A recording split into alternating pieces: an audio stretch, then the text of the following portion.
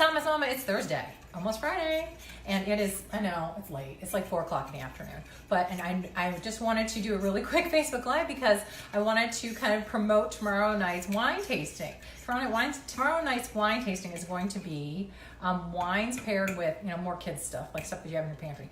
Wine paired with Jell-O and wine paired with pudding.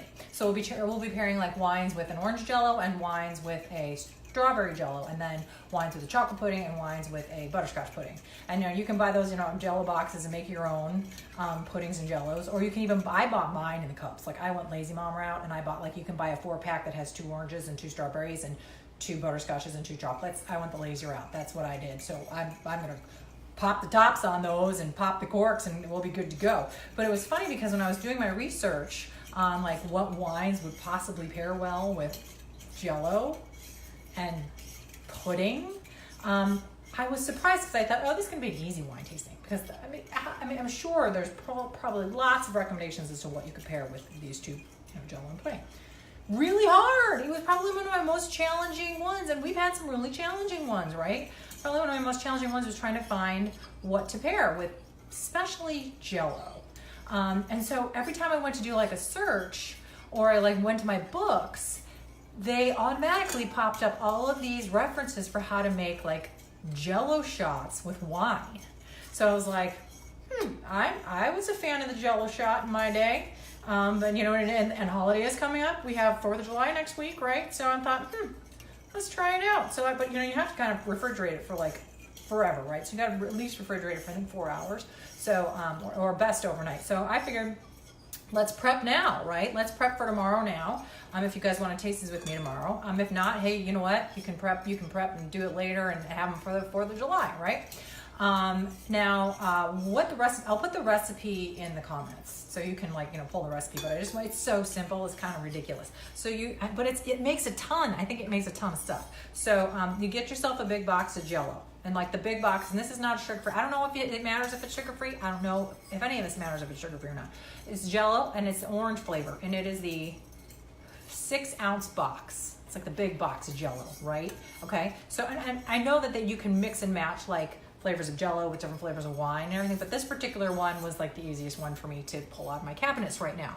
I know you can make a sangria version with fruit in it, and you can make a mulled wine version for the holidays. I know you can make them with champagne, but this is the best I could do on short notice. So yes, big 6-ounce box of Jell-O orange gelatin flavor. So what they tell you to do is to boil 2 cups of 7-Up or Sprite. Right? They boil 2 cups of 7-Up or Sprite. Now, again, I don't know if it matters if it's diet or regular. I just grabbed whatever 2-liter I had and started microwaving it, right? So I don't know if it matters if you boil it or over the stove, or if it matters if you microwave it. I threw 2 cups of it in a microwave-safe bowl, and then I dumped the orange Jell-O in.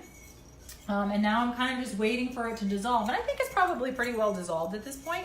And I don't know about you, but I have to mix my Jell-O. Not I'm a huge Jell-O fanatic. My parents used to eat Jell-O. I was a child, I was born in the 70s. So my parents had Jell-O every night. And they would put fruit in it and, parfaits with whipped cream. That was the big treat because that was diet conscious, right?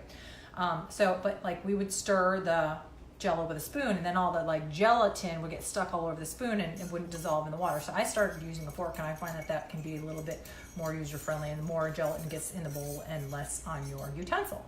So you can see here, I'm going to lift it up for you. Can you see here? Well, that's my bowl. It's my bowl of Jell-O. Orange Jell-O and 2 cups of boiling 7-Up or Sprite. I think mine is a diet Sprite. And so what they do tell you is that after it dissolves, that you want to wait a while for it to cool down before you put your wine in it, because if you put the wine in there when the gelatin in 7-Up is still hot, it basically burns off all the alcohol, and that defeats the whole purpose of the shot. So you want it to retain its potency, right, moms?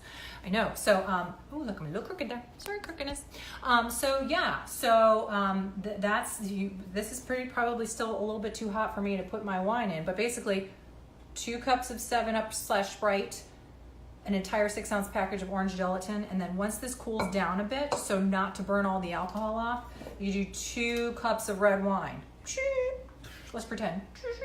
I don't have like a Rachel Ray kitchen assistant who's going to run right out here with the free sample or the finished product. So you're just going to have to bear with me. So, and then once the red wine is mixed in with all of this, you remember the day with the little plastic like Jell-O shot cups? You can get those at your like restaurant supply store, or you can even use Dixie cups.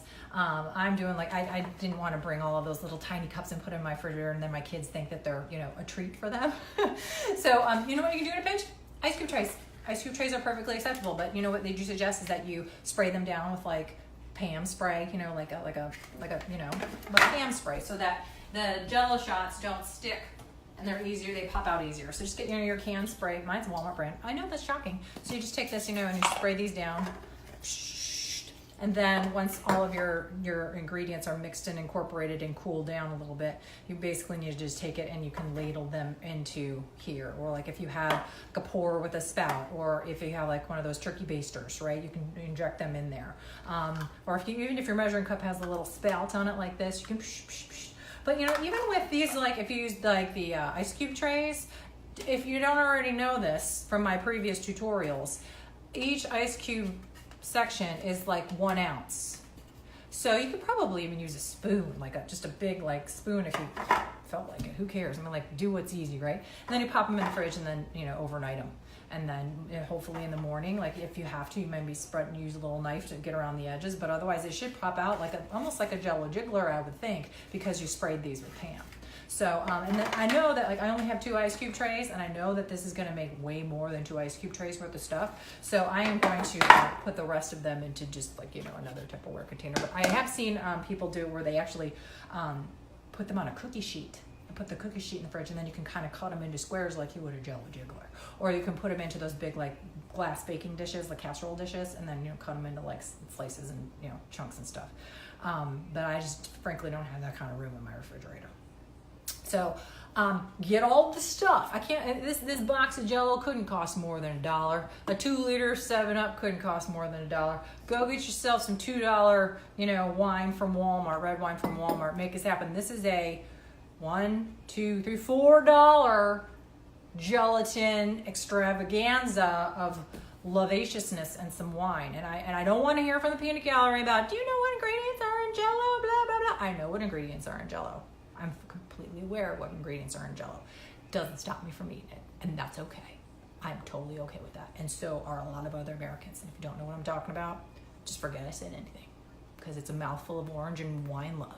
All right, guys, I don't know who's joining me, but please, when you see this, like, heart, forward it on to your friends.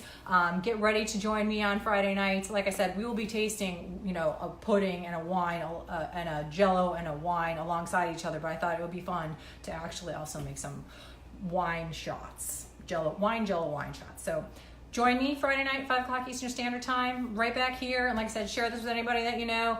Moms, you know, we could really use a break, and this is a great little starter for, it's a good, you know, tag along to my wine tasting. It's also a good kind of fun thing that we could do next week for the 4th of July. All right, guys, love you very much. Have a great Thursday.